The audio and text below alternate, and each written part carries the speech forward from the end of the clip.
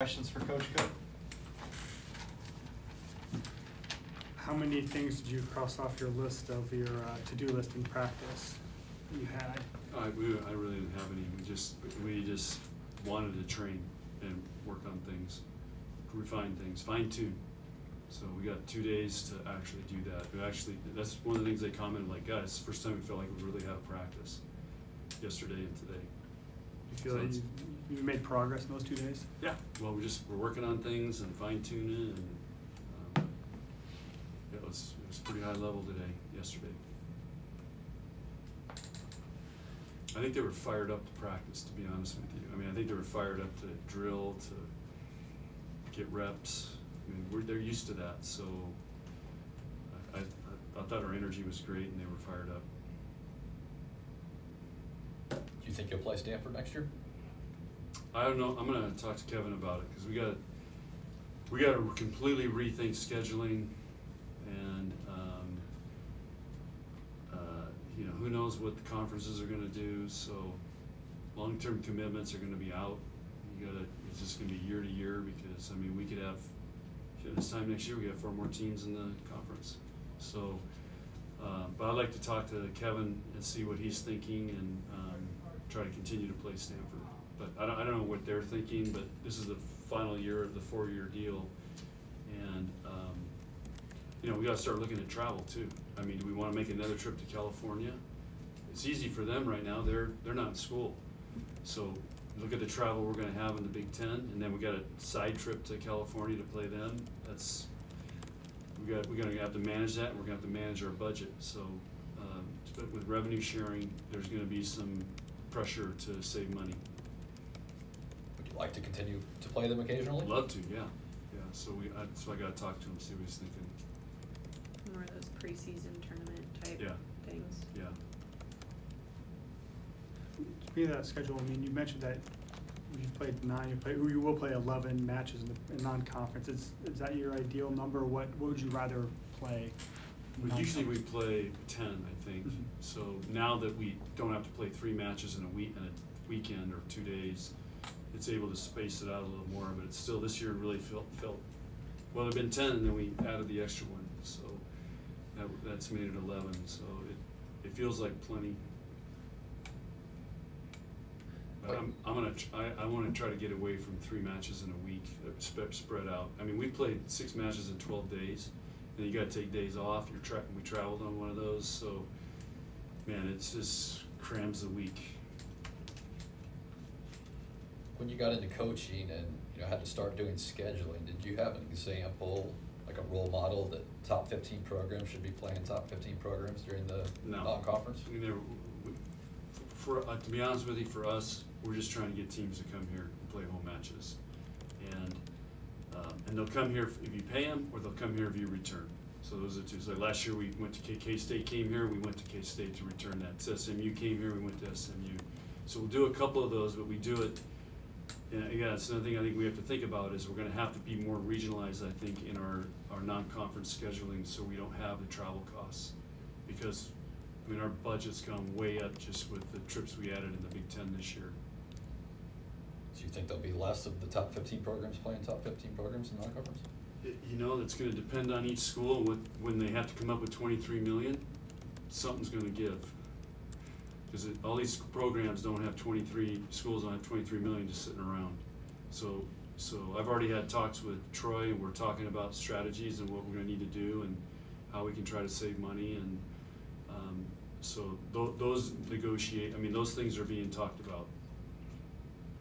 And we may be told, some schools may be told, hey, you're not leaving more than 300-mile radius, you got a bus. I guarantee there's going to be teams in the Big Ten, you can bus. But, fly to Hawaii, fly to California, those types of things, travel costs are expensive now. They've gone up. You think that'll hurt? Like going to Palo Alto, you know what a hotel is in Palo Alto? 300. It's more than that. That's sushi dinner's 300. I'm serious. The prices out there. Just for example, it's a very, very expensive place to go to. Will that hurt the sport if the non-conference opponents aren't as good? No, I think there's so many good teams now. So. don't think so, no. We'll be able to get good matches. The players said that this is kind of like a Final Four week. Is that how you're approaching the mentality of playing the caliber of teams? Well, it is. We're ranked 5th, and 2 teams are ahead of us. So this is a top 4 week. So, but this is, you know, this will be a great test tomorrow and then Sunday and going into the Big Ten Conference. I mean, we're going to learn some more this week of how we need to play and how to compete with these guys. And you learn a lot. You can learn a lot in practice, but you can learn a lot playing in these matches. What are the challenges of defending a Cami Minor offense? Well, same as everybody we play. I mean, it's they got good hitters. They do everything really well. She fires the ball around. She's very offensive, and so that's what you have to do against the All-American setters. The match against Louisville's on ABC. Just more eyes, more national television opportunities for the sport. What do you think? A match like that, a top 5 match on ABC on an NFL Sunday. The first thing is I hope they do the call to the pole. Call to the post. Yeah, call to the post. Yeah, and I hope ABC gets that on because that's really cool. I've asked our band. I was at the football game. I ran in the band. I said, "Hey, who can do that?" And I talked to one of the guys, the directors, and he said, "There's not many guys in the head trumpet that can play that. I guess it's really hard to play." But the other thing of the ABC for me is Wide World of Sports. So if you told me 30 years ago we're going to be on ABC Wide World of Sports, I would have thought, wow, for volleyball.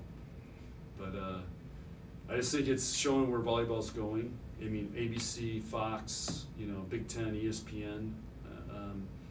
Volleyball's getting really big, and the big TV people want to show it. So that's pretty cool. And Danny texted me today, said they're opening the upper bowl, which means they're going to be over 10,000.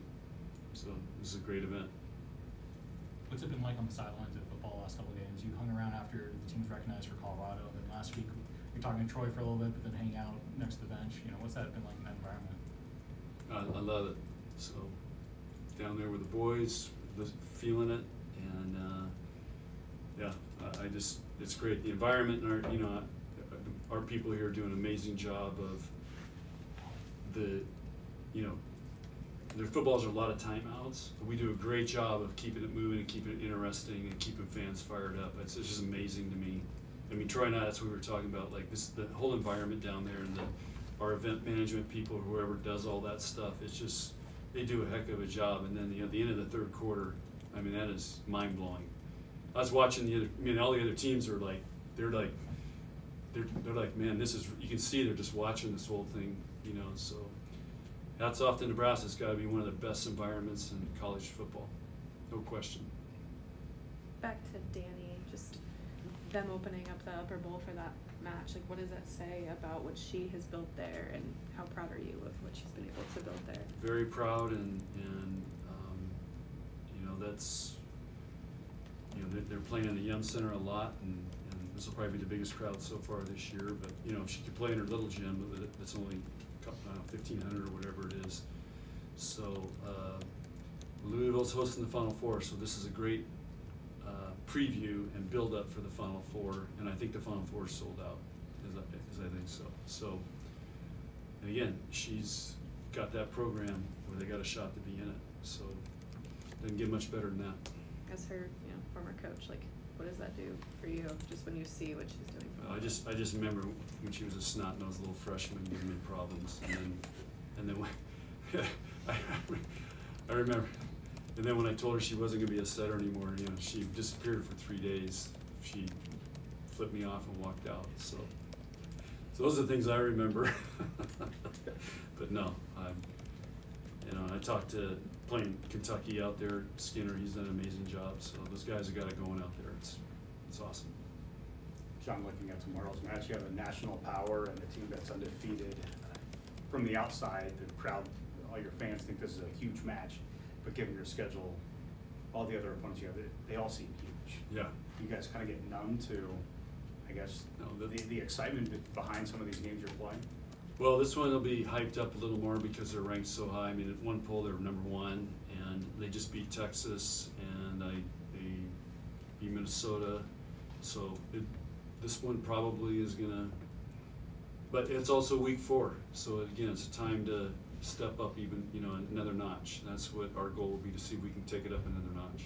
What do you remember about playing Stanford last year? A lot of people point to that match as a moment in which your young team at that time realized that they were as good as they were. Yeah, that was a defining moment for our season last year, to go to Stanford and win, and I'm sure they have not forgotten that. So we're probably going to get a great shot from them. So, but that was a defining moment last year for our team, to go out there and get a win, and because I'm not sure we really knew how good we could be, and those are the matches you need to go through. So if you win them, you get a lot of confidence. If you lose them, you're going to learn a lot. So these are great matches to play, especially going into the Big Ten. With Cammie, like if fans are watching her and trying to study and see what a good setter, a great setter does, what should they notice about what she does? You know, does she give her headers good swings? Does she get them one-on-one? Is she moving it around? You know, how well does she serve, block, and play defense? I mean, she's a great athlete, so she'll be fun to watch. I mean, because she does everything really well. She'd probably get hit for them if, you know, they wanted her to. So it's just a great athlete playing the game. And was she been there? Is this her 5th year? Yeah. And you know, they run a pretty fast offense, and so she'll be flying around. Final questions? Okay. See you, gentlemen. Okay, guys, thanks.